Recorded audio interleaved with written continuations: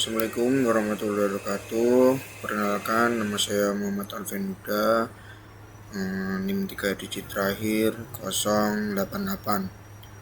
Saya dari Prodi Teknologi Rekayasa Otomasi angkatan 2024. Nah, jadi di sini saya akan menjelaskan tentang apa itu Simulink, pemodelan dan kontrol PID. Oke, langsung saja. Pemodelan dan kontrol PID. Yang pertama ada pemodelan. Pemodelan sendiri yaitu representasi matematis dari sistem nyata. Kita bisa bisa berkesinambungan dengan ini itu di fisika atau mekanik dan elektrik. Apa sih tujuan pemodelan dan kontrol PID ini? Tujuan pemodelan sendiri yaitu yang pertama ada memahami perilaku sistem, terus yang kedua memprediksi respon terhadap masukan, terus yang ketiga yaitu menjadi dasar untuk desain kontrol. Nah, lalu ada kontrol sendiri yaitu proses mengatur keluaran sistem agar sesuai dengan nilai yang diinginkan atau yang sesuai dengan set point sendiri. Tujuannya kontrol sendiri yaitu yang pertama menjaga stabilitas sistem, terus yang kedua ada meningkatkan akurasi terhadap set point, lalu yang ketiga yaitu meningkatkan kecepatan dan efisiensi respon. Nah, lalu kontrol PID yaitu proporsional dan integral dan derivatif. Fungsinya tersendiri yaitu menghitung sinyal terkendali berdasarkan error atau selisih antara set point dan output. Karakteristik dari proporsional yaitu karakteristiknya mengatur besar respon, terus yang integral sendiri karakteristiknya yaitu menghilangkan error tetap, terus yang derivatif sendiri karakteristiknya yaitu meredam perubahan mendadak. Lalu lanjut yaitu PID sendiri yaitu proporsional integral derivatif. Proporsional fungsinya yaitu merespon langsung terhadap besaran error. Semakin besar error yaitu semakin besar sinyal kendali. Yang kedua, kelebihan tersendiri dari proporsional yaitu responnya yang sangat cepat. Dan kekurangan dari proporsional sendiri yaitu kekurangannya tidak bisa menghilangkan error sepenuhnya, yaitu masih ada steady atau state errornya lah. Lalu masuk ke bagian integral. Integral sendiri yaitu berfungsi mengakumulasi error dari waktu ke waktu. Jadi fungsinya sendiri yaitu antara lain mengoreksi error kecil yang tersisa agar benar-benar nol. Nah, itu lanjut kelebihan integral sendiri yaitu menghilangkan steady state error. Lalu kekurangan dari integral sendiri bisa menyebabkan respon lambat atau overshoot berlebih jika terlalu besar. Nah, oke.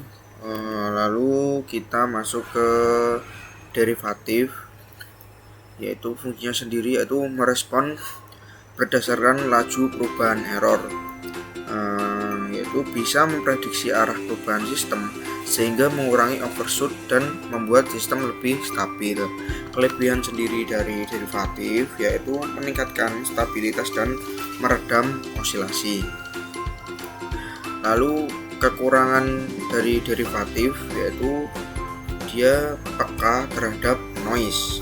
Selanjutnya yaitu pemodelan tank level. Nah, dalam pemodelan tank level ini yang pertama itu ada Q2 yaitu yang ini.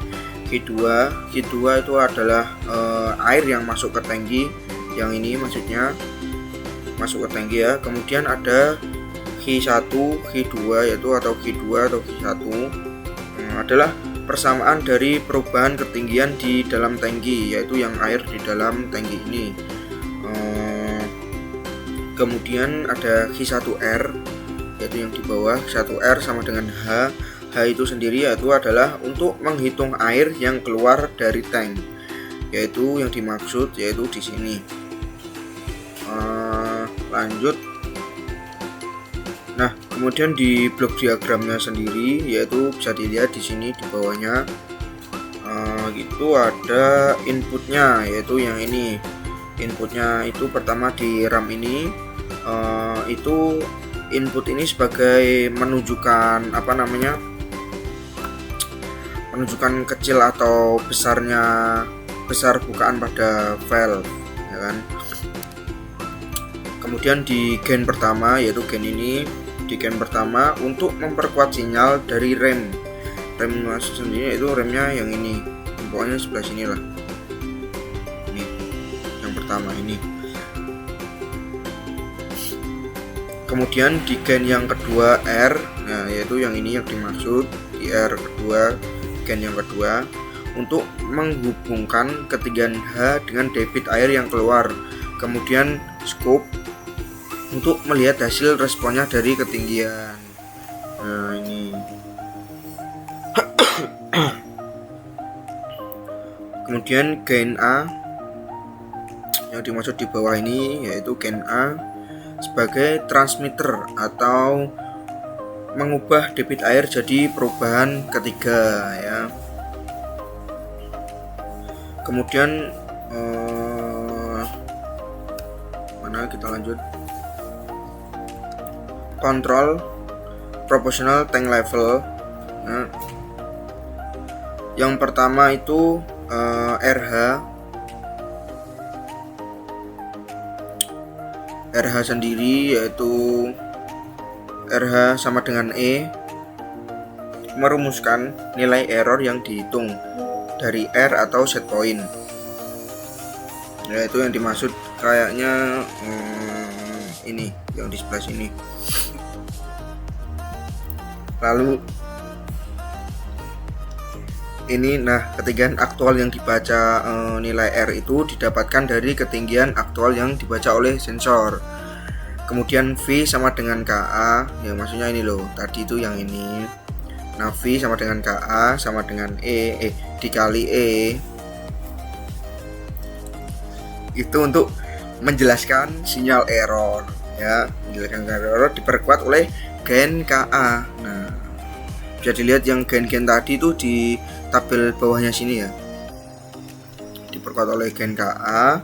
Kemudian theta M pangkat 2 dikali pangkat 2 itu hubungannya motor dengan bukaan valve dan kecepatan motor dipengaruhi oleh tegangan input. Nah, di sini kemudian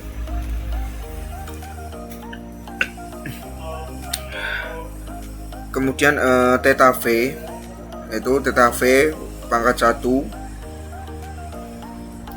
itu menjelaskan sudut atau bukaan valve itu diperoleh dari ukuran dari rasio gear. Nah, dari rasio gear, nah, fungsi dari kontrol proporsional ini adalah mengatur ketinggian air di dalam tank untuk menentukan buka atau tutup sesuai besar selisih antar level air yang ditentukan. Transfer function, di sini sudah ada function tambahan, yaitu function tambahannya yaitu yang ini, ya. Bisa dilihat function tambahan atau function pertama itu berfungsi untuk menghitung nilai respon, yaitu menilai respon terhadap input step. Nah, adanya fungsi transfer ini untuk mendeteksi sistem akan stabil atau tidaknya. Lalu kecepatan dari respon itu bisa dilihat dari overshootnya. Mana sih overshootnya itu? Nah, overshootnya yaitu di sebelah mana, ya? Lupa saya. Bentar.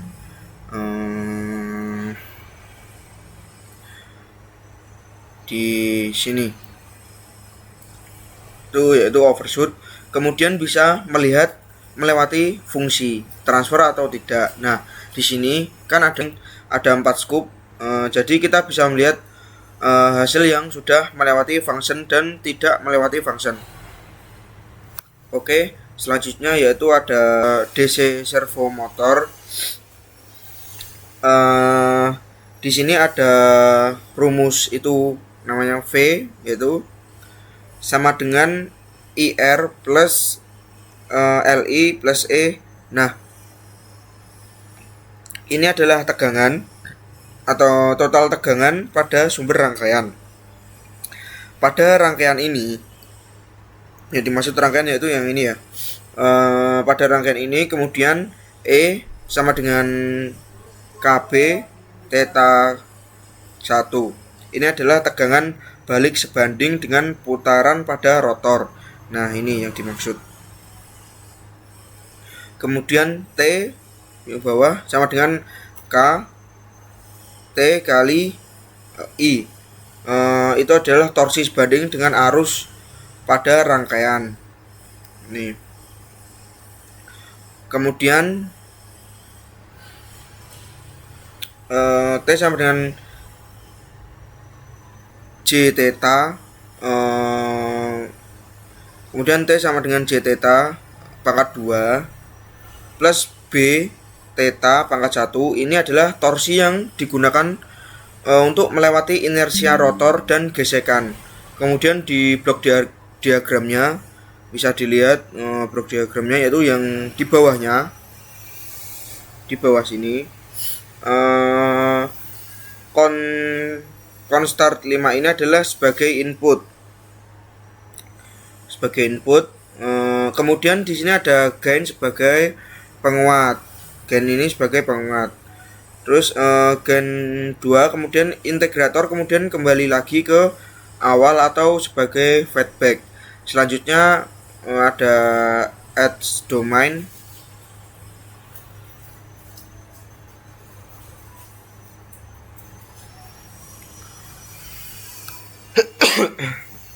Edge domain ini mengubah jadi fungsi Laplace dari domain T atau waktu menjadi domain S. Nah, fungsi dari domain ini untuk mengatur putaran rotor sesuai atau tidak dengan set point yang ditentukan. Kemudian quarter char model. Quarter char model sendiri, nah di sini itu adalah bagian dari di mobil bodi. Nah, ini sendiri roda. Ini sendiri adalah yang garis lurusnya adalah tanah. Nah, MC ini tuh adalah massa bodi di mobil. Maksudnya MC ini, nah yang oranye ini adalah massa bodi di mobil. Kemudian MS, yaitu MS yang di dalam roda ini adalah massa poros roda. Kemudian K1 dan C1 yang sebelahan sama MS sendiri, yaitu peredam pegas antara bodi dengan rodanya, atau Y ini. Kemudian K2 dan C2, bisa dilihat K2 dan C2 itu yang gesekan antara roda dan tanahnya, adalah pegas peredam antara roda dengan jalanan atau dengan tanah. Dari pemodelan ini yang diamati adalah YC dan YS. YC-nya yaitu yang di sebelah sini, YS-nya yang di sini. Itu yang dimaksud YC dan YS yaitu pergeseran antara bodi dan roda. Kemudian quarter selanjutnya setelah menggunakan transfunction di quarter car model tersendiri, yaitu yang pertama itu di sini ada step sebagai input, kemudian ditransfer function 2 ini yang di sini itu memiliki respon suspensi bawah yang mencakup massa pegas redaman atau C1 tadi dan K1 plus K2.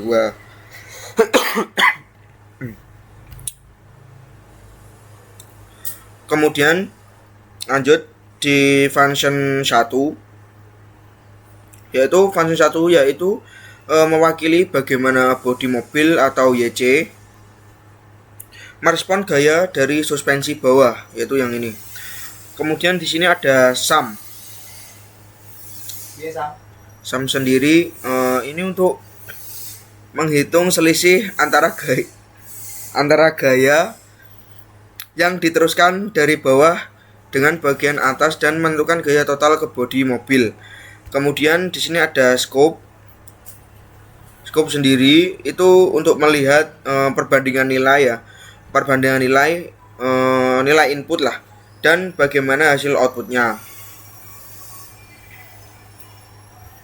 Bisa dilihat di sini. Nah, tadi ini rumus-rumusnya. Lalu di sini scope tadi untuk melihat analisisnya keluar dari sini.